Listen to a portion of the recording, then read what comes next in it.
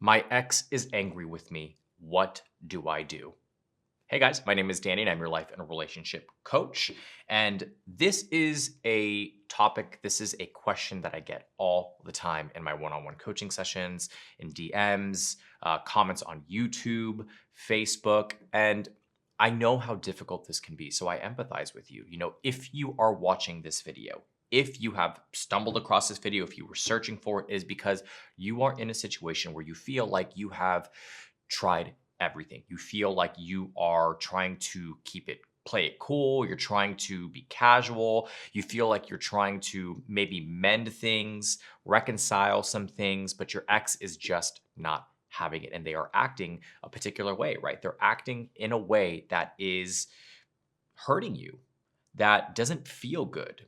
So, what do you do? How do you navigate this situation? The first thing that I want to say, and the first thing that I talk about with my clients is you have to understand the reasons why. And I know this can be very difficult, right? Because you're not in your ex's mind. And the thing that I say all the time is don't assume, don't come up with theoreticals. So I know this advice may seem a little contradictory, but what I'm saying to you is that there is a reason for why they are acting the way they are acting. And it's not that I expect you to, Sherlock Holmes it and try to find the answer to this mystery, right? What I'm saying to you is, again, there's a reason, there's a drive, there's a motivation for the action. And oftentimes what I have found is it comes from a place of hurt. So they are angry with the situation, right? What were the circumstances? What were the reasons for the breakup? Was it a severe breakup? Was it because there was a break of trust? Was it because there was infidelity in the relationship? Was there a lack of intimacy? Did you guys just stop really knowing each other, right? Did you grow apart instead of grow together?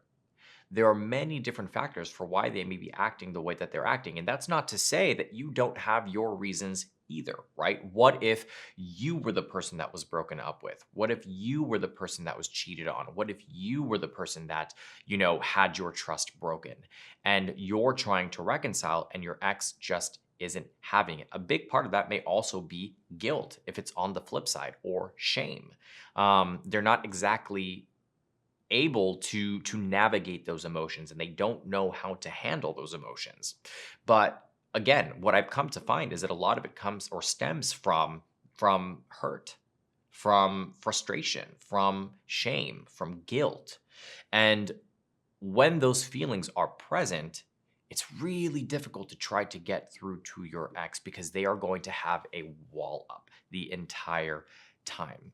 Another thing that does for them is that keeps them in a position of power, because if they're able to utilize that anger, that frustration, that resentment to validate and to justify the reasons for why they are not in the relationship with you anymore, they will utilize that, whether they are consciously doing it or subconsciously doing it. So understand, a part of it is also kind of a power play. A part of it is also to keep you at arm's length, because the reality is they may have envisioned a future that is no longer there, right? So what they expected to happen in their life is also in shambles, is also shattered. Same with you.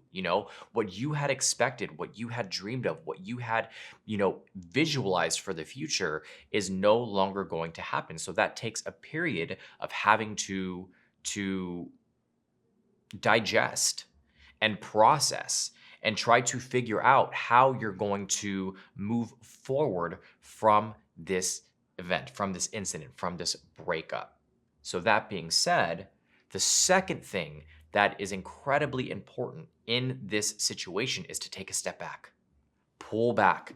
Don't try to pursue, don't try to persuade your ex to repair whatever damage has been done, to try to get him or her to talk to you, to try to work through these issues, because the wounds may be too fresh, the wounds may be too deep. And what helps in these types of situations is to take a step back, to give time, to give space. And I understand. I know how counterintuitive that feels because for you, feeling like you are stepping back from the situation makes you feel like you are going to lose them forever, that your absence is going to cause them to move on and to forget about you and to continue to live their life carefree, no worries, no issues because you are no longer in their life. But that is simply not true. Does that happen sometimes? Yes. Are they particular circumstances? Are they specific circumstances? Yes. Some of you might say that you were in a relationship with a narcissist and your experience with this was different because they kind of disconnected emotionally and it was done and it was over. I empathize with you if that is your specific case. But again, this video is more so generalizing and trying to paint a broader picture of the reasons for why it may be happening and what you can do. So again, take a step back. Invest in yourself again. Reevaluate. It's something that I like to call the 3 R's, right? So when you give yourself space, you invest in the 3 R's, and that's reevaluation, reinvestment, and reinvention. So you reevaluate your situation. You think to yourself, okay, I've been trying to do the same thing over and over and over again with 0 results. Let me try a different angle. And it's like I say to my clients all the time, you know, it's that age-old phrase, I'm sure you guys have heard it from Albert Einstein. The definition of insanity is trying the same thing over and over, expecting different results. So why not try something different? The reinvestment phase is about building up your confidence again, about getting your self-identity back, about really kind of putting yourself back on the pedestal and picking up the pieces of your life and putting them back together without the expectation that your ex is going to do that for you, because you have to do it for yourself. And the last part of that is once you have invested time in yourself, once you have done things to really kind of grow as an individual and develop and become a little more introspective and evaluate your situation, you are a new and better version of yourself, right? You have come back to center, you have grounded yourself. And that in and of itself may potentially result in your ex coming back because it is a different dynamic. It's a different energy that you're putting out there, and they are no longer in control of the situation. When they are no longer in control of the situation, this is foreign territory for them, right?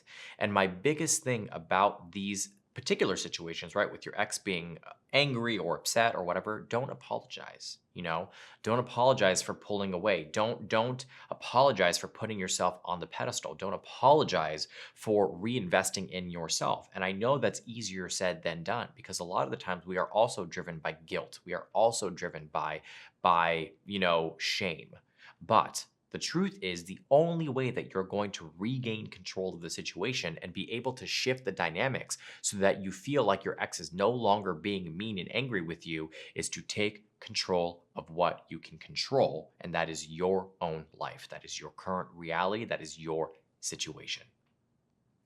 If you like this video, please make sure you hit the like and subscribe button down below. I love to have open dialogue, so make sure you leave a comment in the comment box down below as well. Any questions that you may have, any experience that you may have with this, maybe you feel like I may have missed something and you want to leave some recommendations. By all means, I try to read as many of the comments as possible and I respond to as many of the comments as I can as well. Maybe you just want to know a little bit more, right? You want to dive in a little bit deeper. You want some more details.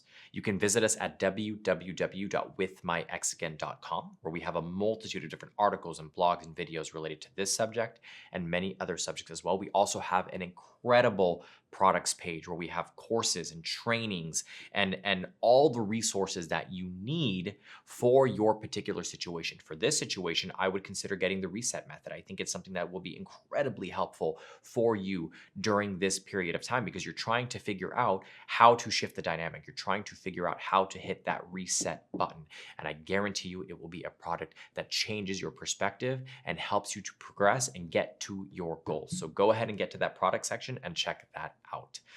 If you want to book a one-on-one coaching session because you feel like you just need a little bit more help, you need some more support and that human interaction, I would be more than happy to support you through that. You can book a one-on-one coaching session with myself or any of the other amazing coaches that we have on the team. Coach Adrian, Coach Natalie, Coach Priyanka, Coach Abby. We are all here to support you and to help you through this period of time. So again, check out the coaching page on the website, and I look forward to seeing you guys on our next video. Again, my name is Danny. I'm your life and relationship coach. I hope you're staying happy and healthy, and I'll see you soon.